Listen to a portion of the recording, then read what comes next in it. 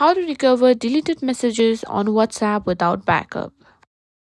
In this video, I'm going to show you how to recover deleted WhatsApp messages without a backup, even messages from 5 years ago. So let's jump right into it. First things first, what you need to do is simply open your file manager and simply go to storage or internal storage and simply tap on it.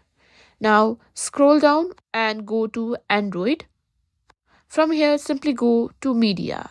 Now tap on com.whatsapp and tap on WhatsApp again. Here you can see databases. Simply copy all the databases or select all the databases. And once you've selected all the databases, what you need to do is simply tap on copy, which you can find at the bottom. Now simply go back and tap on backups and here paste it. And that's it. Now you've pasted it. You can now simply back up your or recover your deleted messages on WhatsApp. Once you recover your messages, make sure to enable chat backup in WhatsApp settings so you never lose important messages again.